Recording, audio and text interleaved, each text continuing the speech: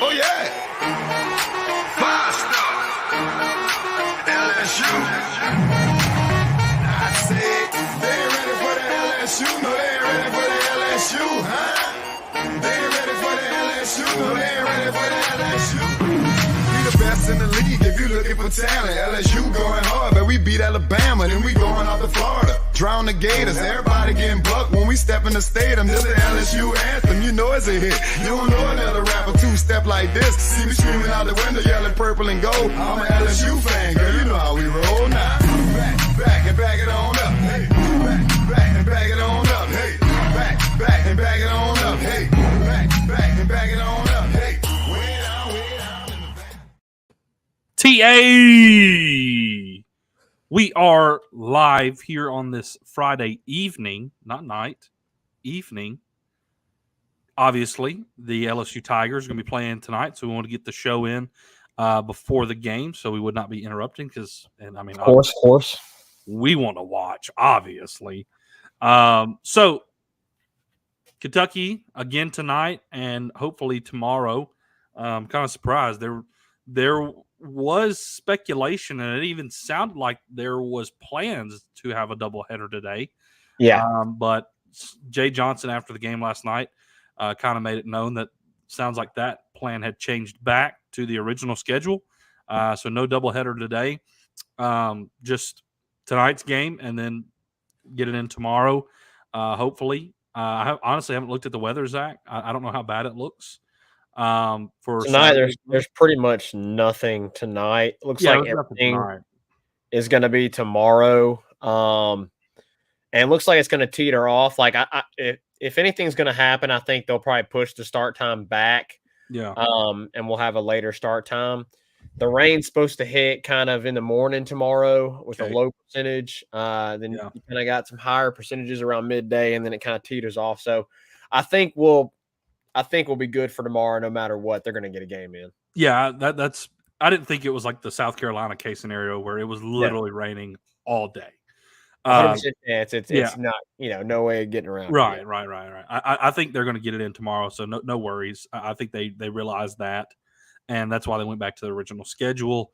Yeah. So game one was last night. We'll get you a little recap on that. We'll discuss some things with that. Tigers get the win, obviously 16-6. They run rule in the 8th. We'll give you a little preview of tonight's game and Saturday's game as well. And then we'll give you a little transfer portal update in around the two basketball programs. Lots of stuff happening on that front. And so we want to get you an update for all of that. Some good news, some really good news on the portal front for the basketball programs. Man, I've been waiting to hear Haley Van Lith. That's what I've been waiting on. Maybe Zach's got a little update on that for us. Maybe not. I'm not sure. I've been kind of taking care of the men's, kind of keeping up with that, and Zach's been on top of the women's. So we'll kind of divvy it up that way once we get to that session. So y'all fire away all your comments. We'll get to as many as we possibly can as we discuss things. Obviously, you can comment on whatever we're discussing at that moment. If you want to interject with anything, we'll pop it up there and we'll talk about it as well. Zach, real quick, spring football update. Just briefly before we get into the recap of last night, because there is a good bit to talk about last night. Brian Kelly went to the podium. I think it was 2 days ago. Gave a little update on Greg Brooks and Major Burns. Both of them are dealing with some leg injuries. Greg Brooks will be back. They're going to shut Major Burns down. So don't be too alarmed by that. Brian Kelly doesn't seem to be too worried about it. Just precautionary. And Major Burns is going to be healthy and back for the summer time workout. So nothing to worry about there. Greg Brooks is actually going to be back in spring football at some point. But he has mentioned that Ryan Yates and some young guys, because of this, are getting some really great reps. So that's really positive to hear. And it sounds like Ryan Yates is doing a great job. A little bit else on spring football with Josh Williams and some of those John Emery and I think Josh Williams has been dealing with a little injury, Yeah. kind of resting. John Emery is academic. They want him to focus completely on his schooling this spring, so no spring football for him. But it's been Noah Kane and Trey Holly mostly. So Trey Holly, again, another freshman getting great reps. Yeah. So Which is overall, massive. yeah, absolutely. Overall, you're getting these new enrollees great time and great looks in this offseason. So, I mean, it's really a positive, I think.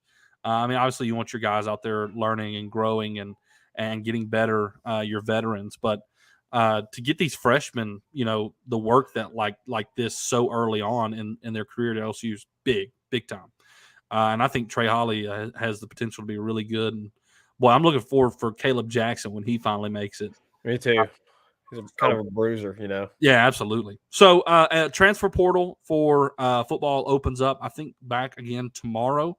The last thing that really Brian Kelly hit on with the portal was that this is not going to be really a time when he's looking for anything like impacting the starting positions. Like, he's not looking for that type of player this go round in the portal window. More depth players. So that's some good news on that front. Hopefully, especially like on the offensive line, we need some depth. Obviously, we got Lunsford. He's going to be coming in the summer. There's not a tackle, a center freshman All-American who just went in the portal from A&M. So maybe keep an eye out on that guy. I'm trying to remember his name, but it'll come back to me. We'll mention it later. But that's got to look out for an All-American freshman who's in the portal now. Obviously, if you want depth, you go get somebody like that. Who's got some years left in eligibility. All right, Zach, let's get into last night's game. I see some comments about the lineup tonight. Which we'll get into in the second. Absolutely, because it's going to be impacted by what happened. Zach, I guess let's just talk about the game itself, and then let's discuss injuries, because I think injuries is something we got to discuss. Yeah. Because they seem to be piling up a little bit as of late. So, Zach, what was your takes on last night's game? Obviously, I mean, you run ruled them, so you're really excited about that. But, I mean, what were your takeaways from last night's game? Outside of the biggest thing that we're going to talk about from this game, it was very relaxing. I could just sit back and enjoy it, you know. Yeah. No stress. You know, it feels like here recently there's been a lot of stress with, you know, of course, the bullpen and their struggles with command, and also just, you know, all the injuries that we've had to the bullpen. So, like, it's been kind of stressful here and there, especially in SEC play, trying to see. I mean, obviously, we went from last weekend, which was the most stressful and just miserable time to watch LSU baseball. Everything was going wrong, and you were able to escape, you know, that weekend and go 1-1. And so we went from that weekend, which was, you know, you got injuries, your bullpen's not pitching great, they're hitting dingers off, you know, Skeens, you know, they beat the dog out of you game 1. They were beating the dog out of you game 2. The weather, canceled game, all of this, just everything going wrong, like we talked about in the last podcast. You went from that to, oh man, I can just sit back here and enjoy this game, because LSU's bats are on fire and they are absolutely demolishing this team right now. And that's really what I took from it. I mean, it was so nice just to sit back, relax, and enjoy it. And man, the LSU bats came alive and made that possible. And a lot of times it was with the 2 outs. Obviously, in the first inning, almost all the damage was done with 2 outs. Yeah. So I really enjoyed that. You know, I thought it was hilarious in the first inning, which everybody's been talking about it. I thought it was hilarious in the first inning that you intentionally walk Cruz to get to Tommy. Like, it's a lose-lose situation. So I loved that. You know, they started off hot. I love that Paul Skeens came out firing on all cylinders the first inning. Obviously, the thing that people are going to discuss from that game was, you know, was Paul Skeens off? And I will say this. I agree. He was off a little. But dude, he was off a little, and he put up 13 strikeouts. Like, it's insane. It's insane. Like, he is going to get his no matter what. No doubt. No doubt. I'm so I like the thankful. little chippiness. I did. I like I mean, he got hit. Now, he got hit on a little bit, and his command wasn't. He was probably hearing it. He was probably hearing it from them. For sure. Because, they were probably talking about how they were hitting on him, and now they probably, obviously Right. this was his worst outing. It was his worst outing, and yet it was his best strikeout number. It's confusing. like he pitched phenomenal, but he got touched here and there. Yeah. I mean, there was, I can't remember exactly what inning it was, but they hit 3 straight singles up the middle. They got him. They were making pretty good contact. They were sitting fastball, and they were able to barrel him up a couple of times. But I'm not worried at all. I know some people are kind of worried about it. Like, I am not worried at all about Paul Skeens. Like, Paul Skeens is going to get his. Plus, we have to think there's a couple of plays that were made, that were not made, I should say, that caused some runs. Jordan Thompson, it was ruled a hit. I honestly think it was an error. Yeah, Jordan Thompson should have turned. He should have turned 2 in the second inning. Of course, we had Tommy White's error. Like, I think there was 2 or 3 runs that, really you can, put an asterisk by and go, these probably don't count towards Skeens if the defense, is a little bit more clean. So, I'm not worried about Skeens at all. Did he get touched a little bit? Yes. Was his command not as, was it his command elite? No, but guess what? It was still good. It was still really good. I mean, he only walked 1 batter. So I'm not worried about Skeens at all, just to address that. Yeah. He did what he needed to do. I mentioned on text, we just need him to extend. That's all we need. We just need him to extend, and we knew that was going to happen. And that's exactly what he did. He went 6 innings. You absolutely needed that, which is massive right now for LSU. You're going to need the same thing tonight. We'll get into that. But yeah, that was huge. Obviously, the 2 grand slams was awesome, which was the first time that they've done that since, guess when, Reagan? When? 2009. Wow. Been a minute. But we know what happened. Mikey Ma took in the mix of that. I'm sure, obviously. I'm sure he was. 2 grand slams in 2009, the last year that LSU also won the Natty. So, kind of a cool coinky-dink there.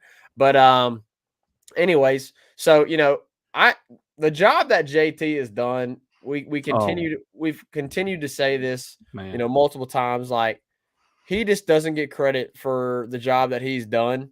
And nobody's playing better than him right now, I don't think. I mean, he's hot right now. I mean, he is the best hitter, I think, in your lineup right now. And he's got 4 home runs in a row. Huh? I think you were getting a little feedback. Oh, we're good now, I think. But, he's hit 4 home runs in as many games. And, dude, I hope he continues it, hit another one tonight, man. It's been so good to see also the older guys, like Beloso and Gavin. I know we're going to discuss the Gavin, but those older guys, get hits, and just be really good in the lineup and produce. So I'm really excited. I really think this is a weekend series. I think you're going to get 2. I would love to see you sweep. But obviously the biggest news, Reagan, which we need to discuss on the game, was the injury to Gavin Dugas. It seems like LSU just can't catch a break. I tweeted it last night, and I was like, I guess the baseball gods just hate LSU. Like, they just don't want LSU to compete for a national championship this year, because you had really good depth in the bullpen, and all of those arms have virtually, as of now, been wiped out. You have a guy who has been extremely hot at the plate, one of the best hitters in the country, in Gavin Dugas, and he gets injured. Like, we failed to mention, and it's easy to forget, the injury to Tommy White that he had at the beginning. No doubt. He came back, obviously, but dude, LSU has just been constantly hit with the injury bug this year, and it's annoying and it sucks, and I'm tired of it. I mean, 3 straight games you've had an injury. 3 straight. You had Garrett Edwards against South Carolina. You had Paxton Kling against Tulane, and then last night you had the Dugas injury. It's extremely frustrating. I'm tired of it. Baseball gods. I mean, that's why there's only one God, because you don't exist and you suck. Because I hate this. I hate this. I'm tired of it. And Ryan says it's the number one ranking. It's a curse. That might be Probably true. so. Maybe it's not the Probably baseball so. gods. Maybe it's just bad juju because they're number one. We've been bit by the injury bug. We need to move on somewhere We need else. to move on. Like, stop, please. Injury bug. Stop. We need to bring in the exterminator or call somebody and go to the store, get some bug spray, something. I don't know. I'm tired of it. Go to the doctor, find some bug spray. I don't know. We got to have something happen here because I'm tired of seeing it happen. You know, it just at this time of year, injuries begin to happen.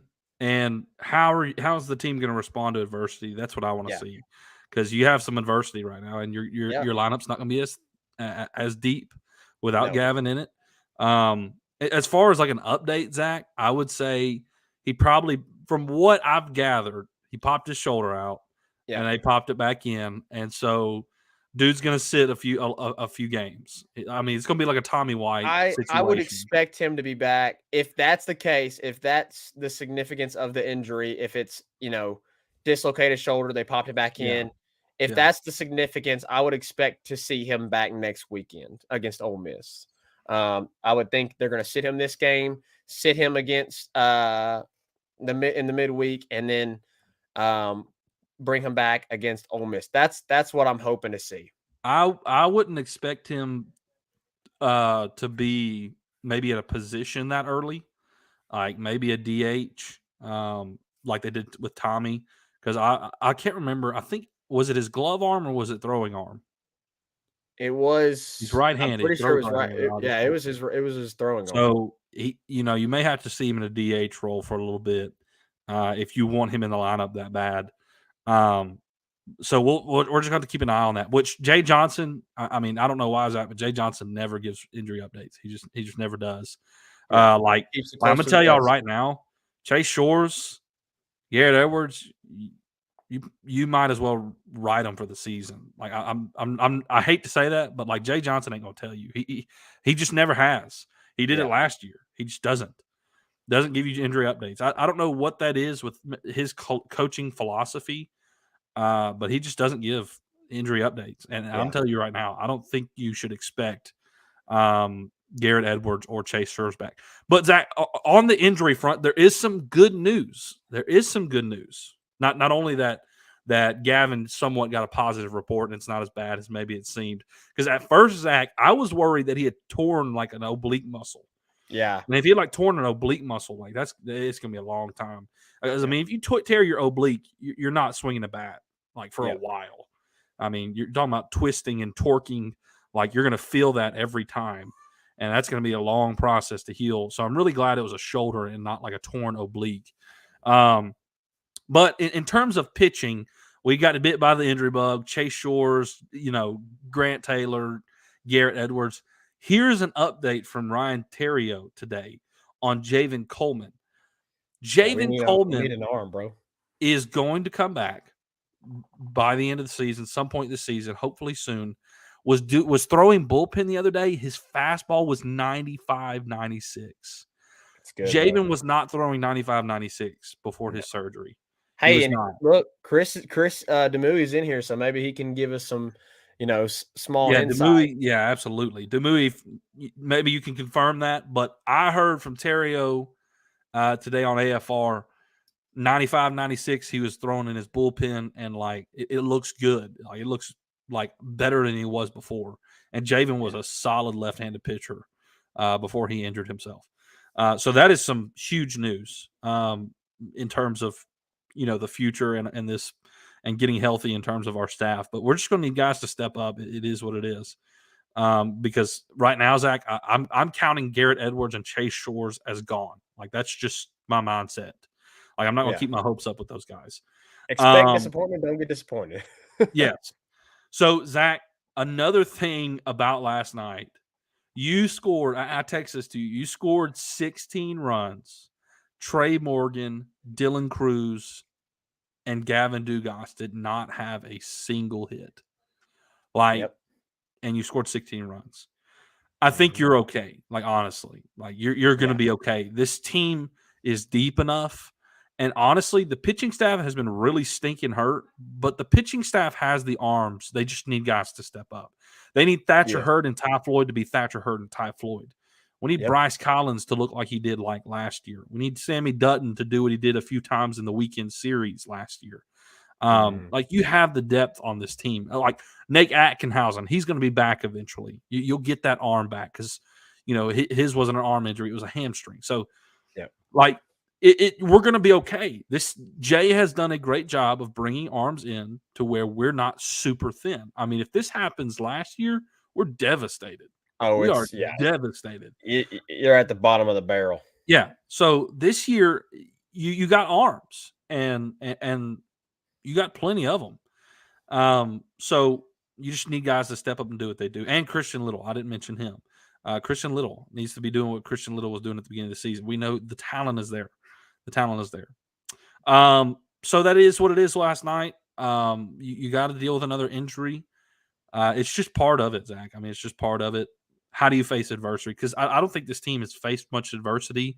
And here these past 2 weekends, they've really seen some adversity, and I think they've responded great so far. I think it's just, next dude up. And Jay, I feel like, has kept guys ready and given guys reps and at-bats to where if something like this happens, you can step a guy. I mean, Kling, it sucks to lose Kling because Kling is such a stinking good player. And you'd like to throw him in the lineup every now and then, as like at the end of the game to close a game out. Like, you want a great defensive lineup, you run Kling out there because Kling has elite speed to chase a ball down. But you've had Braden Jobert, you've had Trey Morgan, and you've had Josh Pearson who've gone out there and got a lot of at-bats and a lot of time out in the field. So you can fill that spot really well. Ben Napolt has a lot of experience early on in the season. Started a lot of games. So he'll plug in. He may not be the best bat, but his defense sure is elite. So you plug and play, man. It just is what it is. Let's respond to adversity well, and let's hopefully we go out and get this series win against Kentucky. And the good news is you have faced the hardest part of your schedule early.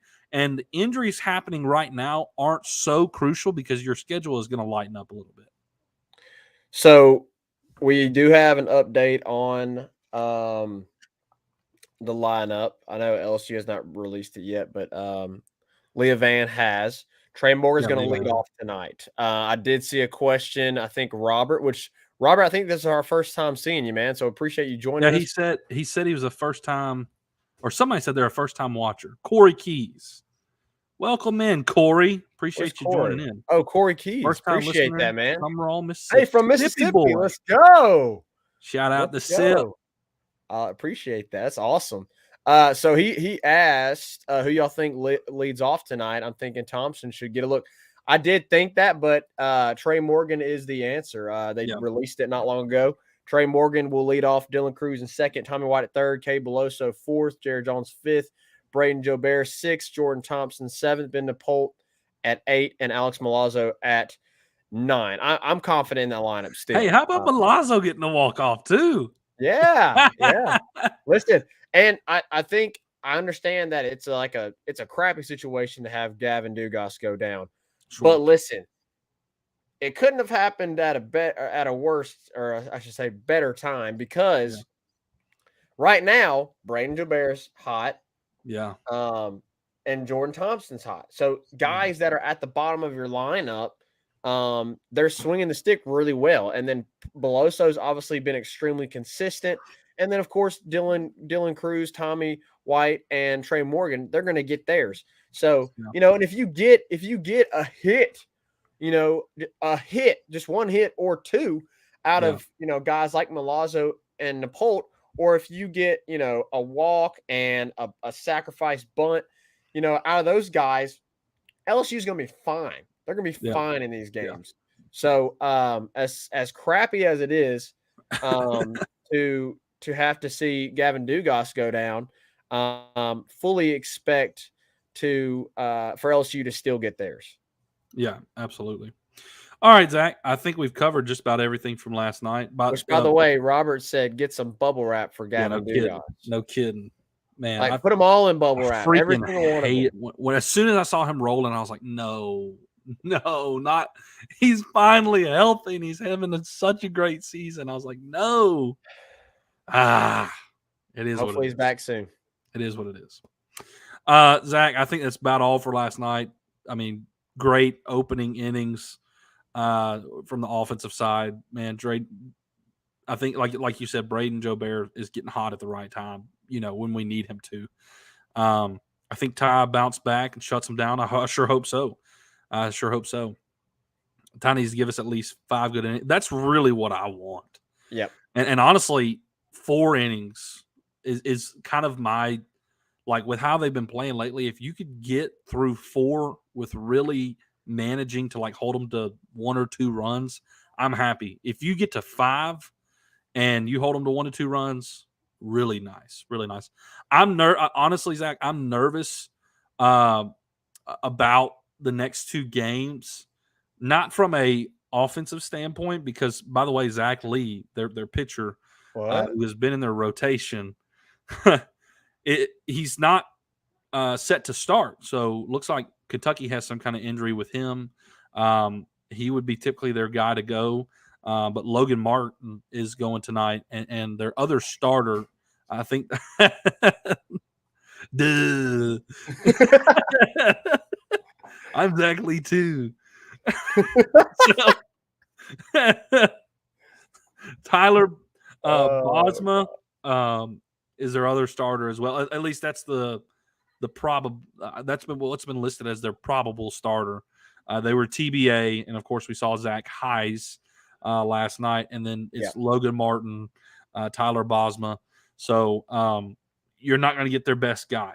So offensively, I'm not too worried. But what Kentucky does really well, and they did it well last night, was bunt and move guys over and get them in, and they did it really well. So we've got to score runs to beat this team. Yep. I'm not worried about that, but I'm like, how many runs? Like, we've also got to limit them. Like, honestly, Zach, I would not have been upset if he would have put Ben Napolt at third, having Gavin getting hurt and working in which I don't know if Tommy has ever played second base, but like, as many times as they laid that bunt down the line and as well as they did last night, it gave Tommy problems. And I would have liked, it would be nice to see Ben Napolt there, because he's fast, he's quick, and his glove to hand is smooth and can get the ball out quick. And obviously he's faster than Tommy is. Yeah. But I fully understand him still being at third. Like, I fully get that. I'm not dogging Jay at all for his lineup, but they're going to do that, and they seem to do it well. So how well will they do it, without Paul Skeens on the mound? That's my concern. Well, I think the biggest thing, and we already mentioned it, but I'll reiterate it. The biggest thing tonight is, can Ty get you 5 or 6? Like, he has to get you 5 or 6. And, I think if he gives you 5 or 6 innings, you give yourself the best chance to win, for sure. And then, who do they bring in after him? To me, Reagan, I think they're going to go Gavin Guidry. I really do. I think this is let Ty ride as long as possible. Maybe he gives up 1, 2, 3 runs here or there.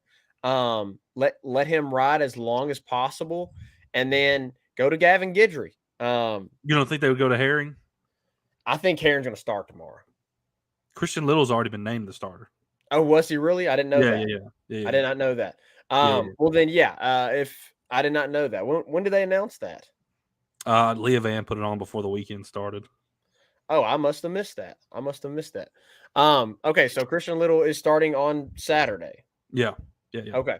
Well, I still think we're going to see either he's going to come in tonight and like be the guy after Ty Floyd, but if Ty Floyd goes a long way, we're going to see a lot of Herring. I think Herring is going to extend at some point this weekend. Both Herring and Guidry's roles are definitely going to be increased. Yes. maybe we see Ackenhausen this weekend. Maybe. Is he fully healthy yet or not? We don't know. We don't know because Jay hasn't updated anything. We haven't heard anything on the update. So maybe you see Ackenhausen this weekend because he's had some time now to heal. I honestly don't know. Collins obviously is there. Dutton's obviously still available. You still got, because of what Skeens did last night, and because hey, look, I know we didn't mention it, but Cooper looked good last night. He looked good. Yeah, he did. He was locating his pitches very well. He was locating he really was. Yes, I mean, he was putting guys away. It was really good. He was getting ahead in the count. I was very impressed. I think that outside of the start that he had, that was the most impressive that I've seen him this year. So felt good to see that, because I tweeted it out a few days ago. Like, because of these injuries, you're going to have certain guys step up. And you mentioned it earlier, but Hurd, Little, Cooper, those are the three specific ones I mentioned. Those are veteran guys. Those are guys that you absolutely have to have step up. And obviously, Guidry and Herring are coming along. That's perfect. You need guys that are veteran, that can step up and do what they're supposed to do what we know they can do, and then young guys come along to help aid in that. So that was very positive. If Ty can go a long way tonight, I expect to see Guidry. I really do. I think Guidry is the first out of the pen tonight. Okay. Depending on how long Ty goes. If Ty goes 5 or 6, I think Guidry's the first out of the pen. If he gets bumped early, second, third inning, then I think we're going to see Herring and then Guidry. You need to win tonight. I really think you need to win tonight. If you lose tonight, you put yourself in a very vulnerable position on Saturday. Yeah, no doubt. Because they're Saturday guys, probably their most experienced guy that they're throwing this weekend. He's got a 4-2 record. So the guy tonight is 1-1, hasn't had as many appearances as Bosma had. So you really like to finish the series off tonight. With the start this that we have seen, the schedule wise, my whole idea is get 2 out of 3. Look, a lot of people, Zach, I want to talk about this a little bit. Okay, I want to talk about this a little bit. And I know I was kind of upset about it, and I know you were upset about it last week too. But what you saw last night from Kentucky was very similar to what Jay Johnson did against South Carolina, game 1. The reality of baseball is you're not just trying to win one specific game. You want to win the series. That's the goal, is to win the series. So you can't go all in on one game unless it's the final game of the series, and blow your arms for the weekend and set yourself up to lose the weekend. Yeah. Now, I think Jay could have handled that a little bit better last week, in terms of like leaving Dutton out there a little bit longer. I kind of question his choice to go to Bucknam. I'd rather seen him go to Bryce Collins maybe instead of especially Bucknam. When you knew the weather was you knew you probably weren't even getting a game in. No doubt. Yeah, especially with that definitely played in another part of that. Like, you don't know if you're going to get all 3 games, so maybe handle this a little bit more aggressively. Yep. But Mingione, I feel treated it like that last night. You just can't go all in on games. You really need to set yourself up to be successful the whole weekend. And what's really great is we didn't have to throw Cooper an extra inning last night, or run another guy out there to close the 9th out because you run ruled him. I honestly was so hoping that we could have got in the 7th. So, because Cooper would have been at 11 pitches. I think he only ended up throwing 20 something. So I think if you absolutely had to, you could use Cooper again. You probably see him again on Saturday if you need him. Yeah, if you needed to use him Saturday, I think you could. So right now, in terms of pitching, I think you're set up pretty well. But Zach, the fielding has concerned me a little bit lately. I'm not saying it's horrible, but it has definitely taken a step back from where it was at the beginning of the season. I mean, we were for a long time, we were 1-2 in the country. We're still 1-2. Like Kentucky and LSU are both the best fielding teams in the SEC. They still are. But in terms of like the country, which you don't have to be the best in the country fielding, you're 9th now, so you've seen a little bit step back on it. Which I don't think any of them have kind of gotten in their heads. I think last year Jordan really got into his own head, and it really prolonged those problems. So I'd really love to see them shore up the defense the next 2 days, because you're really going to need to in the way that they play their game, because Kentucky's going to make you. They are going to make you make plays to get outs. And they have done small ball so well and for so long. Like, they're not going to drive the ball out of the park. They're just not. I think they have like 22 home runs on the season. It's like last in the SEC. But they're also like one of the top scorers in the SEC, because what they do it all the time, and they do it well. Yep. Like LSU's not that. We don't play small ball because we don't have to. Kentucky does. And Nick Mingione has made his lineup to do that, and they do it really well. So we really got to shore up the defense and be top notch. Like, when Jordan Thompson has an opportunity to turn 2, you got to turn 2, especially when Paul Skeens ain't on the mound. You got to make that play. Yep. Paul Skeens is a guy where that sucks that he didn't get that double play there, but you can trust Paul Skeens to kind of get you over the hump.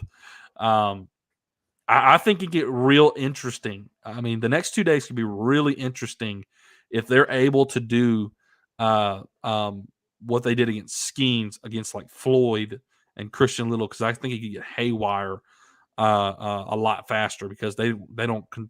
So far, Little and Floyd have not been able to command their pitches like Skeens has at all.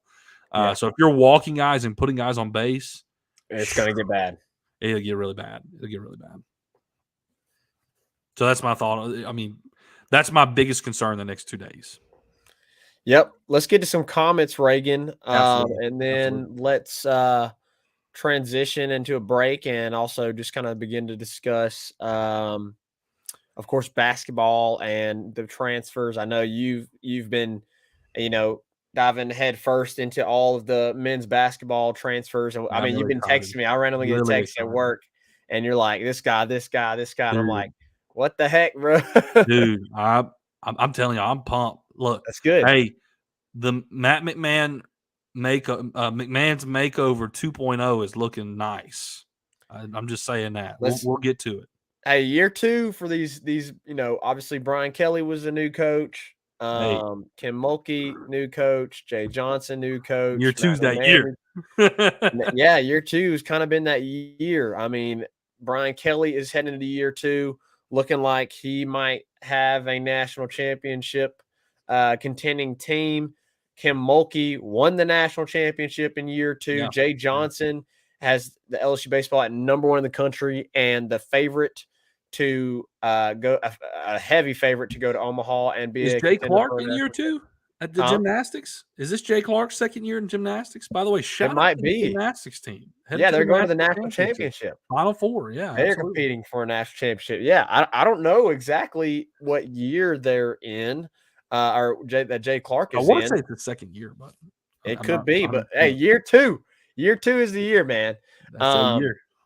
So, a lot of good things. So hopefully Matt McMahon, can make a drastic change from year 1 to year 2. Obviously, this past year was not good at all, not enjoyable a lot of times to watch, but you could kind of see the progress here and there. They are always competing. They were always still fighting. So you're still going to have that. And I love to see what the talent looks like this year once he solidifies that roster. All right. Tyler Townsend said he likes Trey leading off. Ryan's just get somebody that gets on base. Trey's got experience leading off. I think that's why he's the guy going there. He does. Ryan also said that Tommy has a little trouble fielding bunts. Yeah, he did have that one last night that he kind of like sat down and waited for it to come to his glove and then threw over. You got to charge it, man, and you got to either barehanded or glove it charging. So we'll see. Tyler Townsend said Heron is going to step up big. Man, he has stepped up big already, in my opinion. But I think he's going to. I think he's going to continue to step up. No doubt. And Tyler Townsend mentions the 7-footer. Of course, yes, sir. Will Bake. So that'll lead us into our break. Let's take a quick break here, and then we will get into college basketball, specifically the transfer portal, what LSU's lost, what LSU has coming in, yes, both men's and women's. We'll be right after this. 5-Star Hero, your intro and outro music for the Tigers Avenue show. They ain't ready for that LSU. Go check out all his other music on all the major platforms. Don't forget to follow him on Instagram at Saints Anthem and at Twitter at One Nation Doty. Don't forget to check out his Facebook page for all his Saints and LSU merchandise. Can't get any better than Sarah Klein Stevens, attorney at law. Her firm focuses on the needs of the elderly and maintaining their dignity throughout the process. Here for you, here for your family. Sarah Klein Stevens, attorney at law. Right back at it to discuss some basketball off-season updates. Hey, Zach, I know you're about to talk the women's, but hey, shout out to Alexis Morris and LaDazia Williams getting drafted in the WNBA draft. The Connecticut. I'm drawing a blank. Oh man, Indiana and Connecticut. Indiana and Connecticut. Yeah, that's correct. LaDazia went to Indiana, and Alexis went to Connecticut. Yeah, 17th and 22nd picks overall. Really happy for them and excited for them. Well deserved, well earned. Pretty pumped for them. So Zach, I've been waiting for some Haley Van Lith news, man. Like she's a no contact. Yeah. Why ain't we heard nothing yet? I want to hear it. So what's going on with it? Obviously, it was massive news to hear Haley Van Lith had entered the transfer portal. I mean, she is one of the best players in the country. I mean, she's not Caitlin Clark, but you know, if there's another guard out there, you know, I would, you know, obviously Caitlin Clark is number one. I mean, at a guard position in women's college basketball now, she is number one, and really there's nobody else even close to her. But I would say Haley Van Lith is a top 5 guard in women's college basketball right now. She's very good. She is the reason, I won't say the main reason, but she's one of the main reasons that Louisville went as far as they did in making it to the Elite 8. So listen, man, that was Matt. When I saw that, I'm going to be honest. My first thought was she's coming to LSU. That was my first thought. And I'm not, you know, I've seen other players enter the portal. I've seen, you know, you have who's the really good player, Betts. What's her first name? Yeah.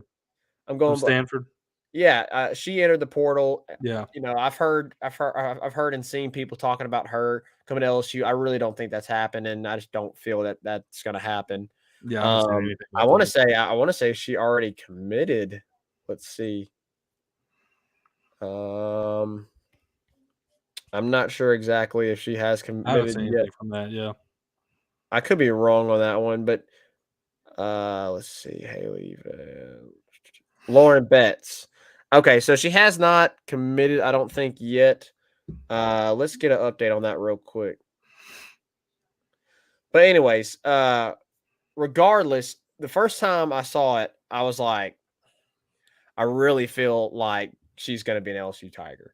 Okay. And, you know, she may not be. She may not end up being an LSU bass. Don't tell me that. She may not be. But listen, we know everything that has been put out there, right? Yeah, so she is a no contact. So that's assuming she is making this decision herself. She is not going to have people come in and try and reach out to her and try and persuade them. Yeah. So being a no contact is massive. It means she pretty much has already made her decision on where she is going. We have not seen that decision yet, but it seems that is the case. Here's the other thing that we know.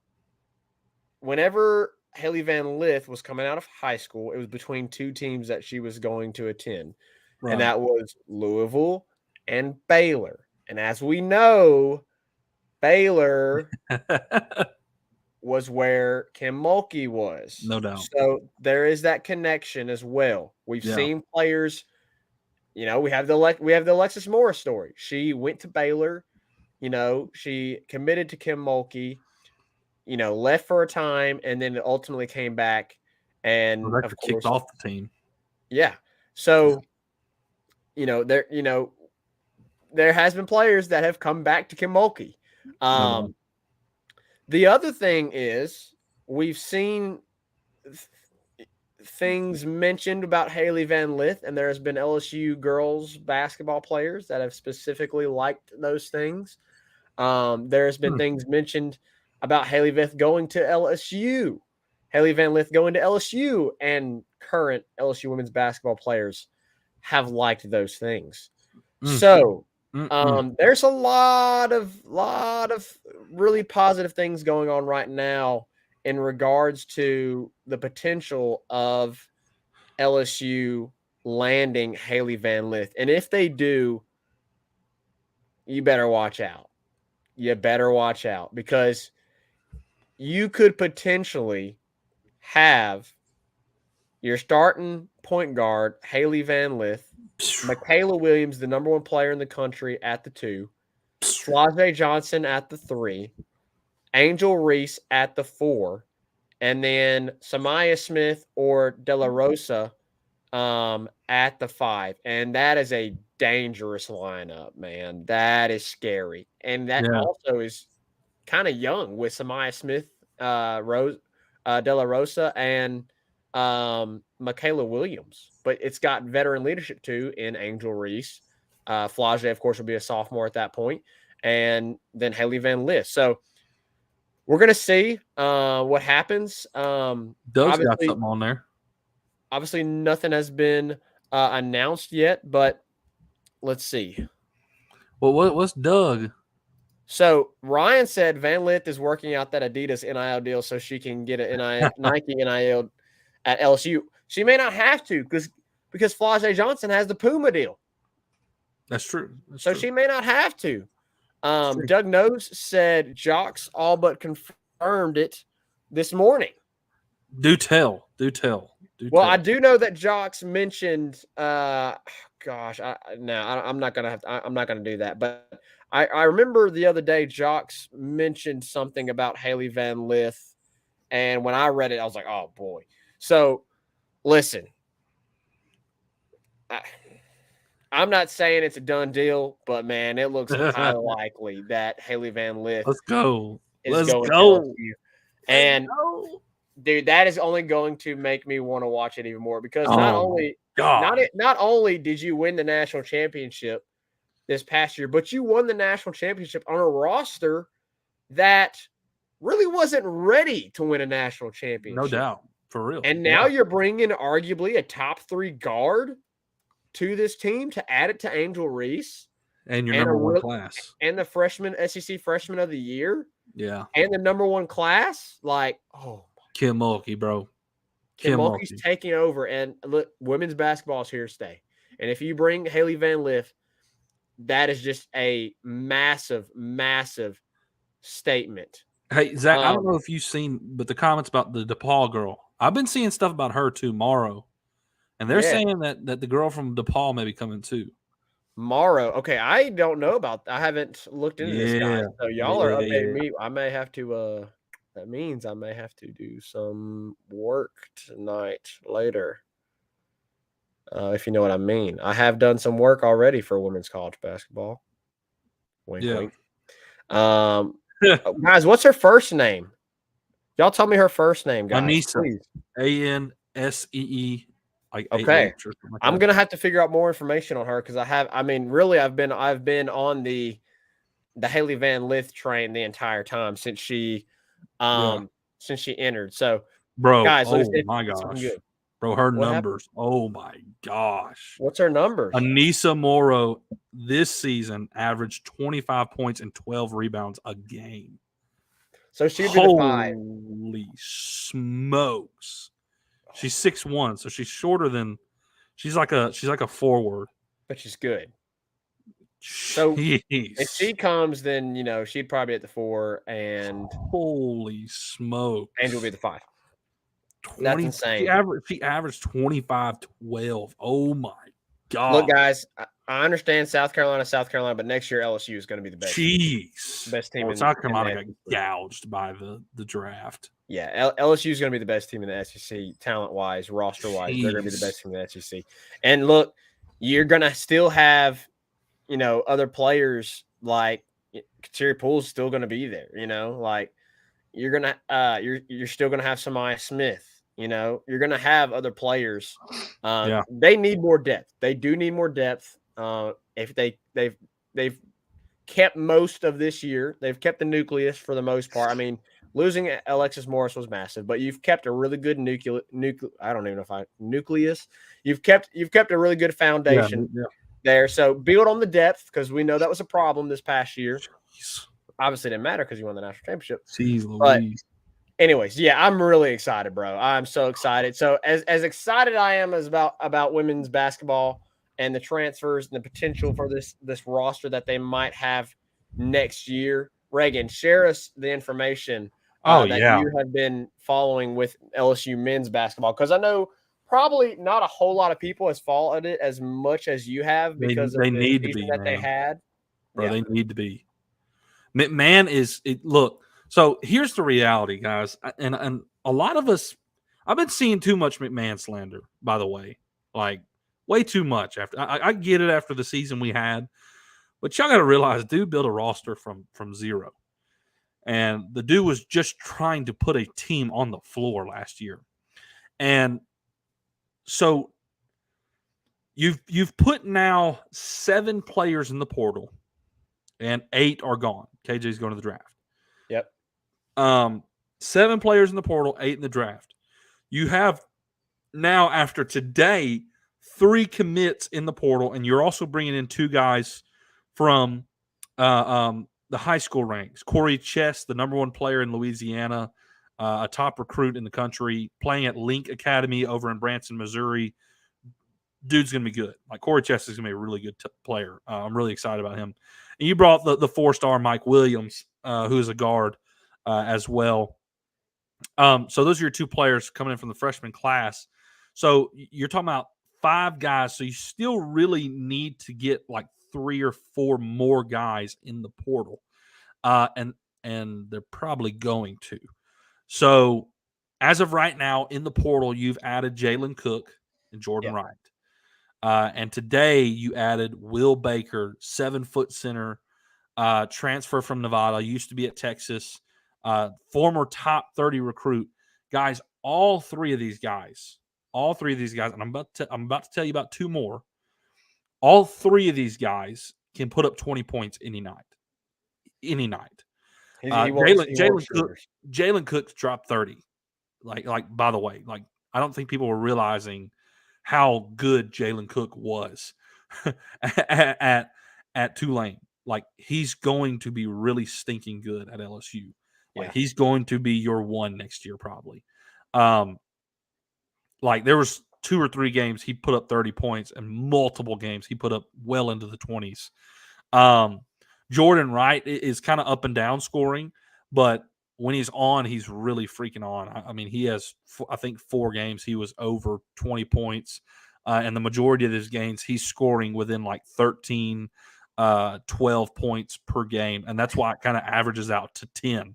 He averaged 10 points a game, but he could score into the 20s, but his typical night is like 13, 12, so that's why you kind of get that average where it's at.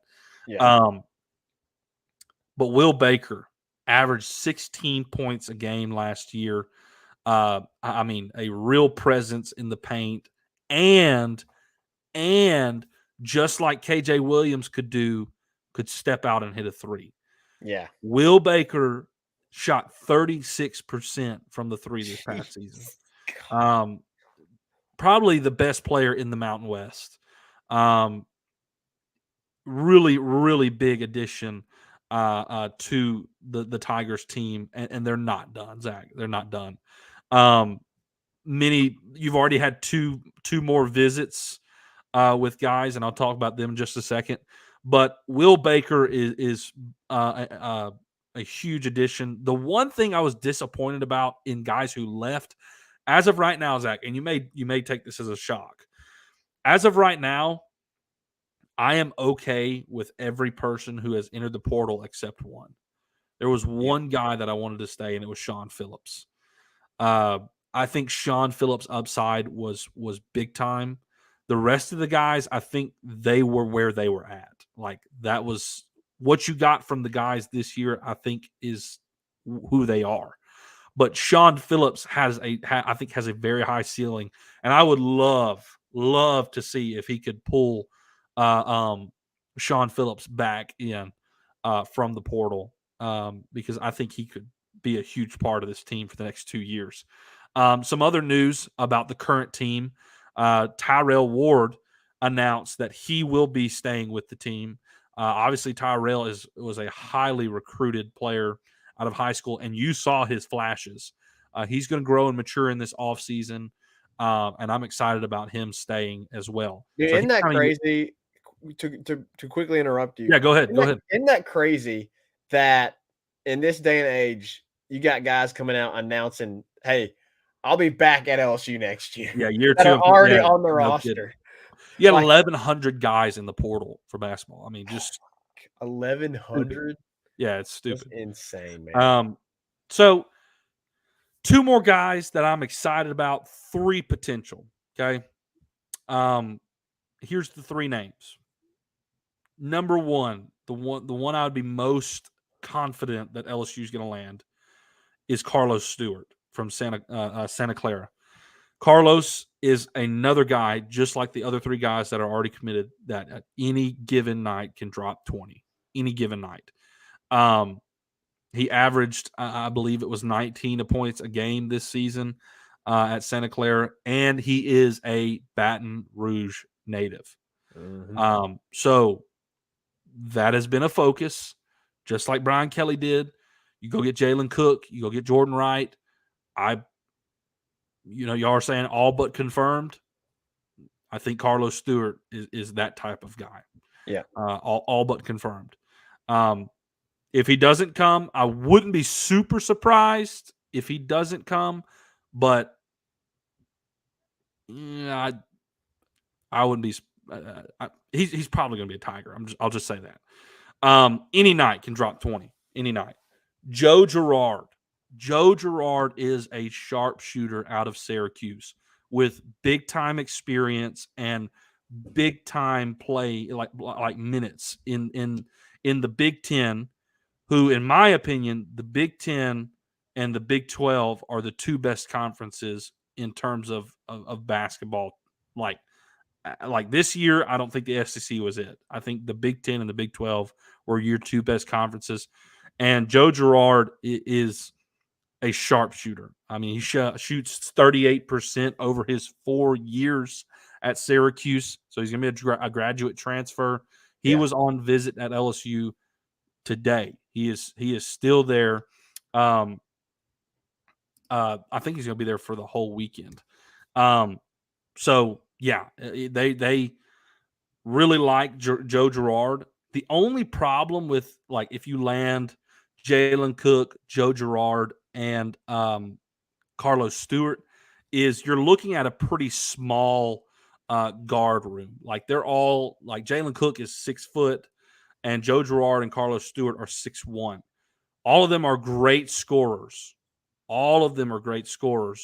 But I mean, they are pretty, like, if you put those 3 on the court, you risk kind of being undersized a little bit. By the way, I see y'all's comments, guys. I totally misspoke. It's ACC. Y'all are right. So I'm pretty excited about those guys. Carlos Stewart, Joe Girard. Joe Girard is a guy when he entered the portal, we were on the list of names that have contacted him, but you looked at that and you're like, no chance. Like, LSU has a shot. But now that he's here on a visit, like, very likely. Like, LSU is absolutely in the mix. Yeah. Another one is BJ Mack. I haven't heard anything about BJ Mack in a while. BJ Mack was on a visit at LSU. I believe it was last weekend. The only iffiness I have about BJ Mack is you were his very first visit, and I think he has like 3 more visits for the next consecutive weekends. Yeah. 3 or 4. So you don't get to kind of close the deal. Like you don't get to be his last guy. You were his first one.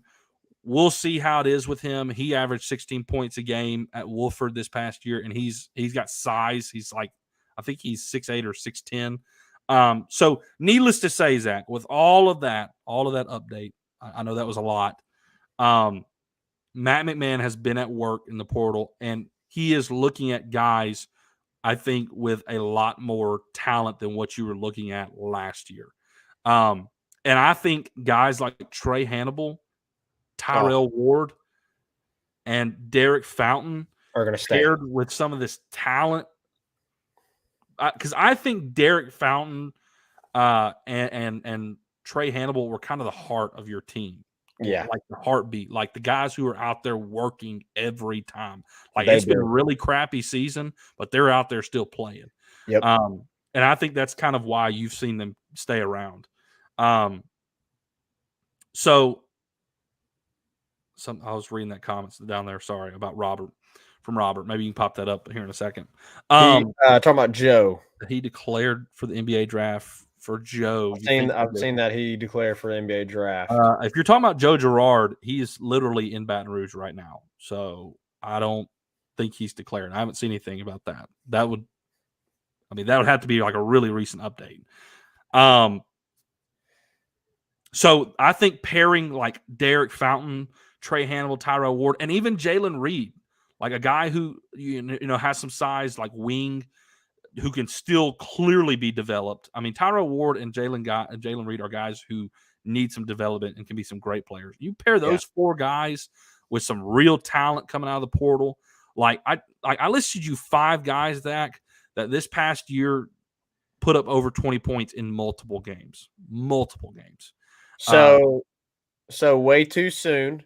If we land those guys you just discussed and the guys that are on right now stay, what is a way too early starting 5? Way too early starting 5. You're going to have Jalen Cook. You'll have Joe Girard. Jalen Cook at the 1, Joe Girard at the 2. Will Baker at the 5. Derek Fountain 4.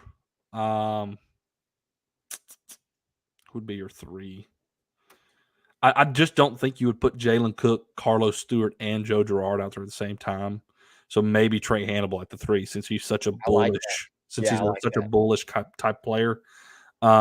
Maybe Jalen Reed because of his size. Maybe another. Corey Chest. Corey Chest very well could be your 3. He could very well break the starting lineup this year. Because he's that good. Okay, so some of these guys are testing the NBA waters. No age. Okay. He declared and entered the portal at the same time. I got you.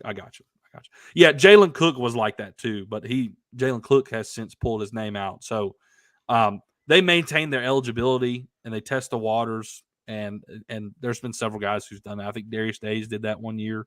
He didn't enter his name in the portal.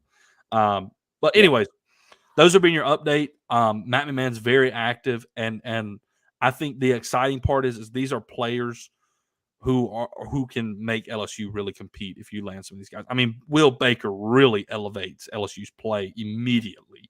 Is Will Baker better than KJ Williams? Like, what is Will Baker compared to KJ Williams? KJ's got more experience and I think was just a more well-rounded player. I would say Will Baker would be right there with KJ, like talent-wise, and what he did for the team this past year. Will Baker can absolutely fill that role. Absolutely. Massive. All right, Zach. I think there's people showing up to my house to drop some food off. Let's take a quick break. We've had a list of people dropping some food off since we've had the baby. So I think we need to hit a quick break and then come back and wrap it up right after this. All right, let's do it. Make sure you go follow us on Twitter, TikTok, Instagram, and Facebook, all at Tigers Avenue, for daily updates on the show and all things LSU sports. If you're watching on YouTube, make sure to click off and hit that subscribe button at Tigers Avenue. We broadcast all of our shows live on YouTube, Facebook, and Twitter. All right, guys, we're back, and I'm going to close the show for Reagan so he can deal with the people visiting his house. Of course, he did have they did have the baby. Him and McKenna did have the baby not long ago, so they have people, of course, visiting, wanting to see the baby and baby Luca, and giving them food. So, which I've gotten to see Luca twice, man, and I love getting to see my nephews. I know they're super excited about that now, having their second boy. So, look, guys, big weekend for LSU. They have a chance to win the series tonight. Of course, you know, depending on how tonight goes, a potential to sweep tomorrow. Really hope they get it done tonight, though. You got to have a really good outing from Ty Floyd. You want him to go 5 or 6. I want LSU, Ty Floyd to go 5 or 6 innings. And I really believe that if he goes 5 or 6 innings, LSU is going to win this ball game. I truly believe that. So we're going to see how tonight goes. Exciting things happening on the court as men's and women's basketball is getting into the transfer portal. You know, potentially a massive, massive addition for Kim Mulkey if she can land Haley Van Lith. And you've already seen the work that Matt McMahon is doing and already landing some Baton Rouge, I shouldn't say Baton Rouge, but Louisiana natives, some more guys that are potential commits to Matt McMahon and his makeover at LSU. So we're going to see how it all shakes out, and we will cover it here in the Tigers Avenue. We'll be back on Monday, and we will discuss it all. 5-Star here, take us out. Peace.